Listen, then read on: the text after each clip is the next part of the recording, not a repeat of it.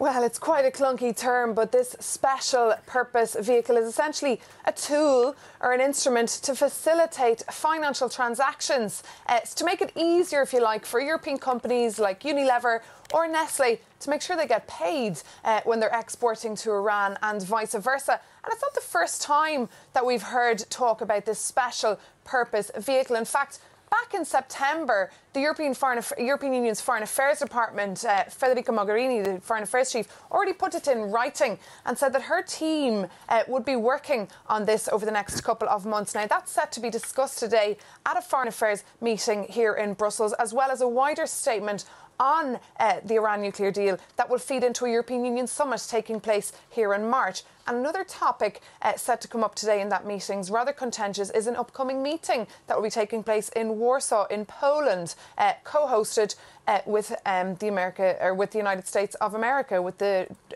administration of Donald Trump.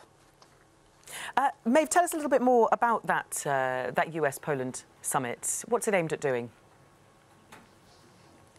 Well, it's a little bit mysterious because it's not on the official EU agenda that we receive here in Brussels. It's co-hosted by the State Secretary, Mike Pompeo, and Polish authorities. And the focus of that meeting is the Middle East peace process. But when you speak to diplomats here in Brussels, they said they're not sure if they'll be attending that meeting. They're not sure what the exact intent of that meeting is. And Federica Mogherini, for her part, that's the EU Foreign Affairs Chief, she said that she had another event on that event, but on another event on that date, on that occasion. It is, of course, just before the Munich Security Conference will be taking place here in Germany, and that's why the State Secretary will be in Europe. But there's concern here among diplomats that having such an event like this, co-hosted by an EU member state like Poland, is just creating disunity when it comes to foreign affairs among the EU 28 member states.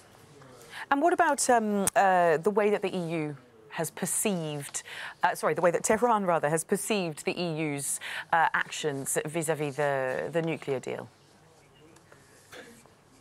Well, with a lot of frustration and running out of patience, as you've seen from probably tweets by Iran's Foreign Secretary recently, Foreign Minister Javad Zarif, he said when he heard about that meeting that will take place in Poland that there should be a reminder he wanted to give to hosts and participants of this anti-Iran conference, that those who attend it show that they're either dead, disgraced or marginalised, and that Iran is stronger than ever. He called this kind of event an anti-Iran circus. So that's why we'll see today France prioritise really finalising the details of this special purpose vehicle to make sure the nuclear deal that the Europeans worked so hardly and so carefully for a number of years to try and maintain doesn't die in the hands of the US administration and Donald Trump.